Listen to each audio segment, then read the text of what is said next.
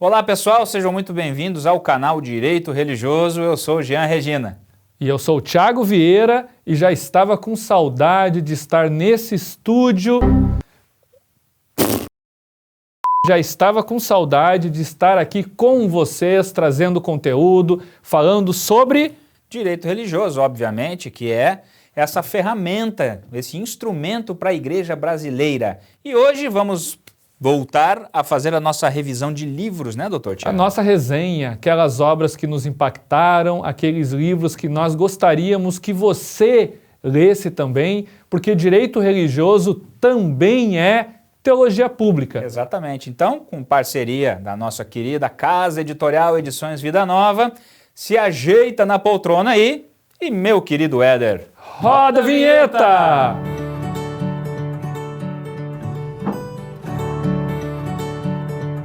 A obra que nós vamos falar hoje, publicada por Edições Vida Nova, foi escrita por Craig Keener.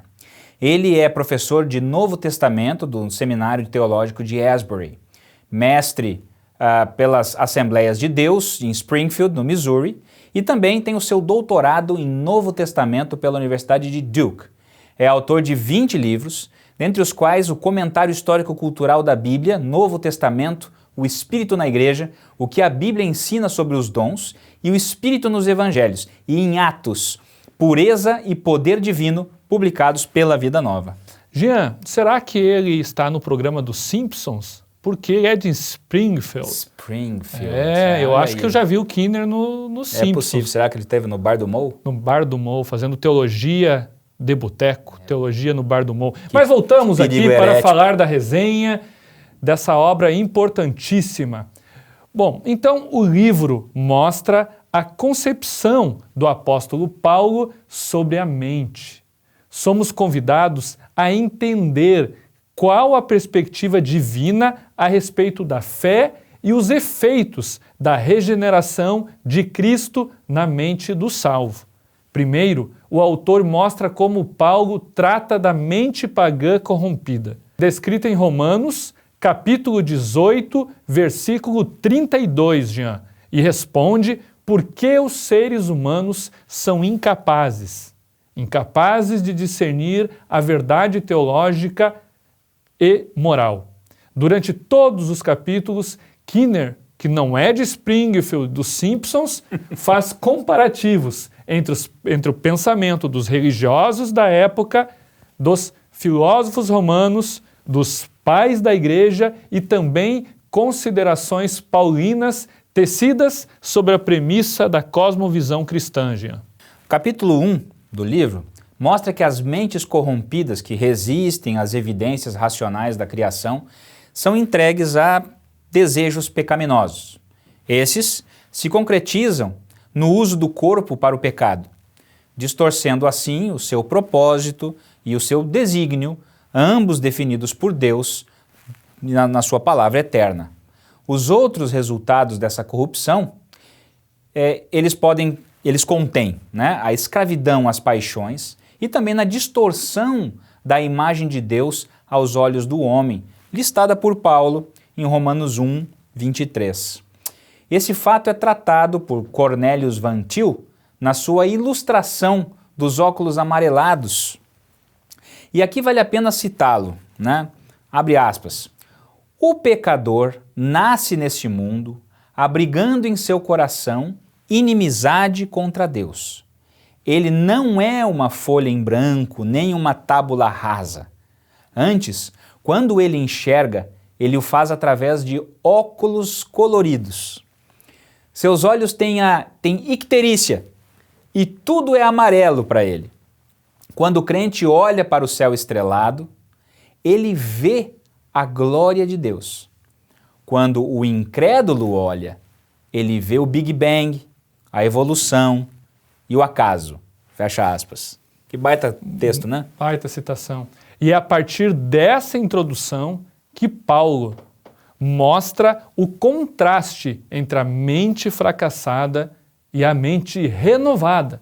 E externa então o seu desejo de que os ouvintes reconheçam sua identificação com Cristo e vivam, Jean, vivam conforme a nova identidade que Cristo dá. O capítulo 2 da obra de Kinner é voltada para investigar a nova maneira de pensar em Cristo, que é tratada em Romanos, capítulo 6, versículo do 1 ao 11. A morte com Cristo produz justiça, nos dá uma nova identidade, nos liberta da escravidão do pecado e nos possibilita uma nova realidade. Isso significa que aos crentes é dada a mente da fé, que confia em Jesus, reconhece sua nova identidade em Cristo e é abençoada com o perdão do passado, e os impulsos físicos não determinam mais as ações dessa pessoa. Já o capítulo 3 levanta questões importantes de Romanos 7, 15 a 25, que tem por tema a mente da carne. Aqui, Paulo não está mais falando sobre a mente pagã, mas da mente religiosa, instruída pelos requisitos justos de Deus, que fica ainda mais frustrada com as paixões, pois sabe distinguir entre o certo e o errado, e ainda assim é incapaz de calar a paixão, como diz o próprio livro. Conforme o professor Craig reflete, a vida debaixo da lei, ela reflete essa condição pré-cristã, já que em Romanos 7, 1 a 4, Paulo afirma que os ouvintes estavam debaixo da lei até aceitarem a Cristo. Logo em seguida, somos libertos da lei para a vida do Espírito, e é por este motivo que os crentes em Jesus não devem continuar sujeitos ao pecado. O autor do livro, Kinner, elenca detalhes importantes, como o emprego da primeira pessoa do singular em algumas falas do apóstolo Paulo. A explicação é simples. Paulo consegue identificar-se com a experiência de seu povo, mostrando como a lei aumentou a transgressão, já que ela é capaz de informar, mas não de redimir, não de transformar, muito menos de evitar o pecado de alguém. O livro também traz a perspectiva paulina do desejo. Aqui, Paulo explica que cabe à mente, iluminada pelo Espírito, limitar a satisfação dos desejos que a lei de Deus permite. Além disso, o leitor também encontra o contraste entre a lei no corpo e a lei na mente. Na mente, a lei instrui acerca do que é bom, mas não deixa de ser vulnerável ao pecado. Já no corpo, a lei reflete o desejo de fazer o que é certo, mas o corpo não consegue. É aquela história de Paulo, muito me é lícito, tudo me é lícito, mas nem tudo me convém fazer. O capítulo 4 trata de forma a pensar capacitada pelo Espírito. O 5 descreve a renovação da mente conforme os padrões da era vindoura, em vez da era presente, né, conforme detalhado em Romanos 12, 1 a 3. E o capítulo 6 trata de 1 Coríntios 2,16, sendo uma das partes mais importantes da obra, por tratar da mente de Cristo e das bênçãos que aqueles que são espiritualmente maduros recebem. Além disso, o livro também sinaliza como o Espírito Santo ilumina a nossa mente em Cristo. Quando conhecemos a visão bíblica da mente transformada, temos a oportunidade de agarrar esse estímulo para então mudar nossos hábitos. Enquanto assumirmos que somos crentes, conhecedores da Bíblia. É por isso que entender o poder da remissão dos pecados e a extensão que isso possui em nossos pensamentos, escolhas, autocontrole e relacionamento é a porta de entrada, é a chave para viver com a proteção do Espírito Santo sobre os impulsos da nossa carne. Recomendamos efusivamente a leitura dessa importante obra de Craig Kinner. Exatamente. E o que isso tem a ver com a nossa temática do direito religioso?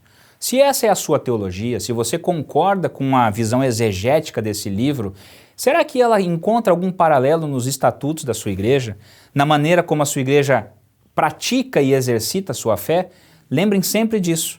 A teologia ligada às normas da igreja produz um efeito de proteção da igreja e de pleno exercício da liberdade religiosa no Brasil. Por isso também, direito religioso sempre vai tratar de obras teológicas como um reforço para que nós possamos ter as normas da igreja encharcadas da sua teologia, né, Tiago?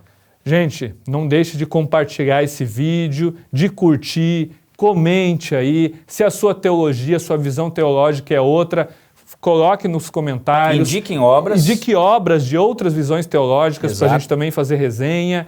Gente, muito obrigado, até a próxima. É isso aí, gente, até a próxima, fiquem com Deus e lembrem sempre de estarem conosco, levando esse conteúdo cada vez mais para o Brasil. Valeu, gente!